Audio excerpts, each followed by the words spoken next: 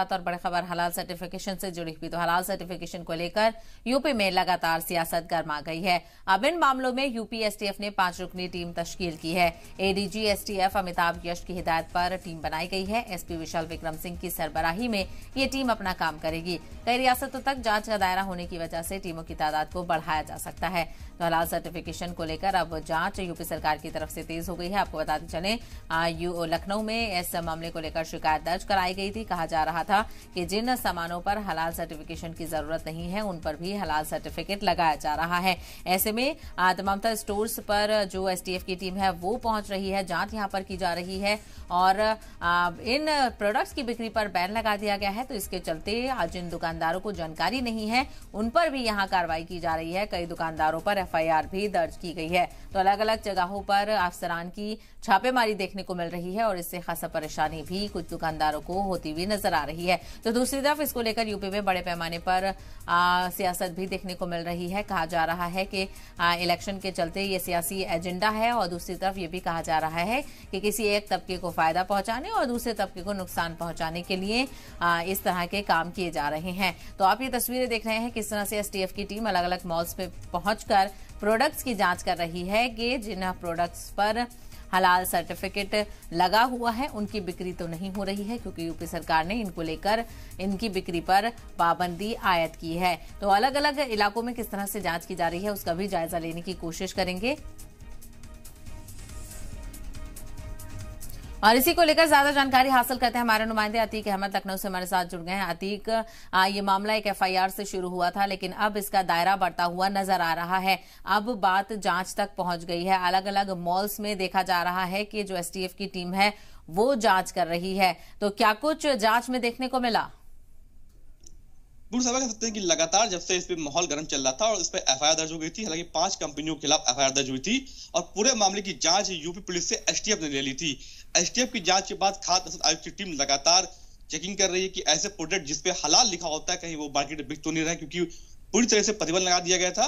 2 दिन पहले ये मॉल जो चेकिंग करने गई थी टीम जो है लखनऊ के सारागंज में गई थी। कल वॉलमार्ट जो लखनऊ का बड़ा मॉल है वहां पर कल खाद्य सुरक्षा की टीम पर चेकिंग करने गई थी और लगातार चेकिंग चल रही, मगर अभी तक कुछ ऐसी प्रोडक्ट पाए नहीं गए हैं जिसपे कहीं ना कहीं हलाल सर्टिफिकेशन का बोर्ड लगा हो या कहीं पे लगा हो जिसपे लिखा हो हलाल सर्टिफिकेट। तो लगातार जांच कर रही है और लगातार ये बात कर रही है कि अगर कोई प्रोडक्ट बेचता पाया गया उसके खिलाफ कार्रवाई की जाएगी, मॉल भी सील सकता है और जो कंपनी बेच रही है उसके खिलाफ जुर्माना लगा सकता है। तो लगातार चेकिंग कर रही है। आज भी लखनऊ में कई जगह ऐसे जांच की जाएगी जहां पर ऐसे प्रोडक्ट चेक किए जाएंगे। ऐसे बाजार हैं, छोटे बाजार है, अमीनाबाद की बात करें, नखास की बात करें, ये हाजीगंज की बात करें, जहां दुकानें हैं जहां पे सामान बेचा जाता है वहां पर साबुन, तेल, कपड़ा जो भी बेचा जाता है वहां पर ये टीम जो है एफडीसी की टीम है वो चेकिंग करेगी कि ऐसे प्रोडक्ट नहीं बेचे जा रहे हैं जिसपे हलाल सर्टिफिकेशन का कहीं ना कहीं बैनर लगा हो। तो लगातार पूरी जांच की जा रही है। एसटीएफ ने मामले की जांच ले ली है और जिन कंपनियों के खिलाफ एफआईआर दर्ज हुई है उनको नोटिस भेज के उनसे भी जवाब तलब किया जाएगा। हालांकि लगातार सियासी पारा गर्म हो रहा है। दूसरी तरफ कई ऐसे मौलाना है जो साफ तौर पर कह चुके हैं कि हलाल सर्टिफिकेट को लेकर योगी सरकार ने जो बैन लगाया वो गलत है, उसको कोर्ट जाने की बात कही है। अब कंपनियां जो है जिनके खिलाफ बैन लगाए गए तो वो कोर्ट जाके इस तरह का रुख अपना सकती है, वहां से उनको स्टे मिल जाए।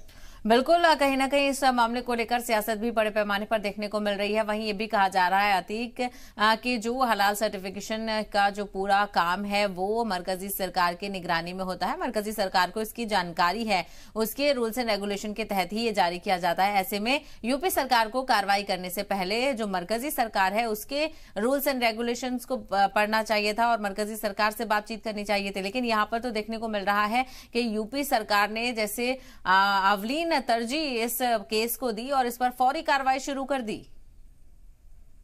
बिल्कुल सही कह रही हैं आप कि लगातार ये बात चल रही है कि केंद्र सरकार के दायरे में ही सारी कंपनियां काम करती हैं और सारी कंपनियां जो भी काम करती हैं, जो भी नोटिफिकेशन जारी होती है, जो भी चीजें करती हैं वो केंद्र सरकार के दायरे में करती है।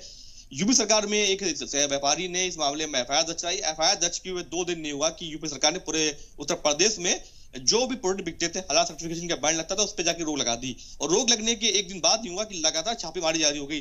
कंपनियों को समय नहीं दिया जा रहा है कि अगर उनके पास कोई प्रोडक्ट ऐसे पड़े हुए हैं जिसको वो बैनर हटा सके या उसको कंपनी को वापस कर सके, तो नुकसान भी हो रहा है। जो बड़े मॉल है, जो मॉल से सामान खरीद, जो कंपनी सामान खरीद चुके हैं और जो कंपनियां सामान बेच रही हैं उनको भी समय नहीं दिया गया कि वो इस पे कहीं ना कहीं कोई नोटिफिकेशन जारी हुई है, इस पे बैठ सके, बात कर सके, कैसे इसको रोका जाए और किन किन जिन चीजों पे लगाया गया कि उनको हटाया जाएगा, ये आगे किस तरह कार्रवाई होगी। तो यूपी सरकार ने कार्रवाई तेज कर दी है, एसटीएफ को जांच भी दे दी है, दूसरी तरफ ऐसी कंपनी को बैन भी कर दिया, सामान भी रोक दिया है, तमाम तरह पे लॉस भी, नुकसान भी हो रहा है। तो बड़ा सियासत हो रहा है। कंपनी पर एक ही चारा बचा है कि वो कोर्ट जाए, कोर्ट से स्टे लें और स्टे जाने के बाद जो गाइडलाइन जारी करी गई पूरे मामले में कि किस तरह प्रोडक्ट बेचा जाएगा, कहां का बेचा जाएगा, और यूपी के ये बाहर जिलों में प्रोडक्ट जाता था उस पर रोक लगाई गई है, और जो प्रोडक्ट बाहर से यूपी में आते थे उन पर रोक लगाएगी। तो तमाम तरह की चीजें सामने आ रही है। हालांकि अभी कंपनियां कोर्ट गई हैं, उनको राहत नहीं मिली, तो लगातार टीम छापेमारी कर रही है कि ऐसे प्रोडक्ट यूपी में कहीं बिक नहीं पाएंगे। अगर कोई बेचा पाया गया तो उसके खिलाफ कार्रवाई की जाएगी।